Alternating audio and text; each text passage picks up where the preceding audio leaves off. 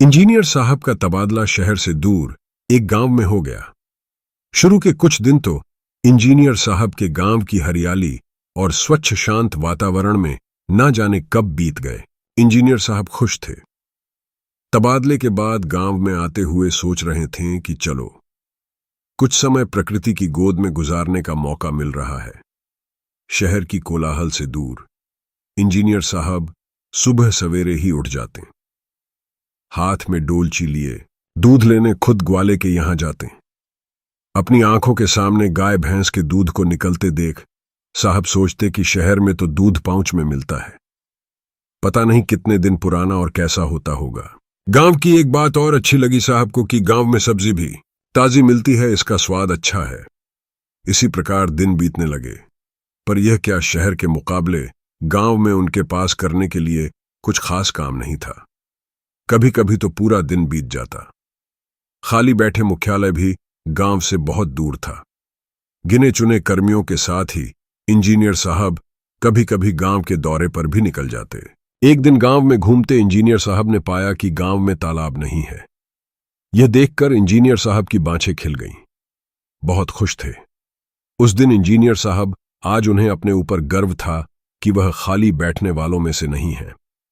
अपनी पीठ खुद ही थपथपा रहे थे। आज उन्होंने अपने लिए गांव में काम ढूंढ ही लिया। अब वह खाली नहीं बैठेंगे। उस रात इंजीनियर साहब रात भर इसी खुशी में ठीक से सोए भी नहीं। अगली सुबह और दिनों के मुकाबले वह अपने ऑफिस भी जल्दी पहुंच गए। ऑफिस के दूसरे कर्मचारी भी हैरान थे कि आज इंजीनियर साहब ऑफिस जल्दी आ गए। सुबह से ही वह कागजी कामकाज करने में लगे रहे। दोपहर का खाना भी नहीं खाया। 2 दिन की कागजी की कार्यवाही करने के बाद इंजीनियर साहब मुख्यालय के लिए यह कहकर निकले कि कुछ जरूरी फाइल जमा करानी है, कल तक वापस लौट आएंगे। साहब जब से मुख्यालय से आए तभी से कुछ अधीर से लग रहे थे। दिन में 3-4 बार पूछ ही लेते कि मुख्यालय से कोई फाइल तो नहीं आई। एक दिन इंजीनियर साहब को मुख्यालय की ओर से एक फाइल मिली, जिसे पाकर वह बहुत खुश हुए और अपने काम में लग गए। जिंदगी के दिन बहुत मजे से गुजर रहे थे। एक दिन अचानक से इंजीनियर साहब को एक फरमान मिला कि उनका तबादला गांव से फिर शहर में हो गया है। इंजीनियर साहब की जगह दूसरे इंजीनियर आए। 2 साल के बाद उनका भी तबादला हो गया। तीसरे इंजीनियर साहब ने गांव के नए इंजीनियर का पद बड्डी गर्मजोशी के साथ आकर संभाला। इंजीनियर साहब ने सबसे पहले अपने कर्मचारी को गांव का दौरा करवाने के लिए कहा। पूरे गांव का दौरा कर थके मांदे से इंजीनियर साहब ने अपने कर्मचारी को गांव से संबंधित फाइलें लाने को कहा। फाइलें देखते देखते एक फाइल ऐसी भी आई जिसे देखकर साहब का सर चकरा गया, क्योंकि वह फाइल गांव में तालाब बनवाने, उसकी साफ सफाई तथा मरम्मत के काम से संबंधित थी।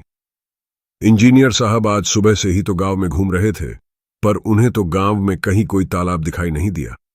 बाकी बचे पूरे दिन वह चुपचाप अपने कमरे में ही बैठे रहे।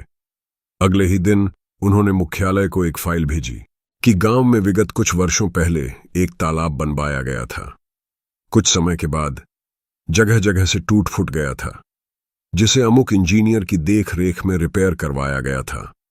वही तालाब अब इतना दूषित हो गया है, जिसके कारण गांव का वातावरण तो खराब हो ही रहा है, साथ ही गांव के पशु पक्षी उस तालाब का पानी पीकर बीमार हो रहे हैं, मर रहे हैं।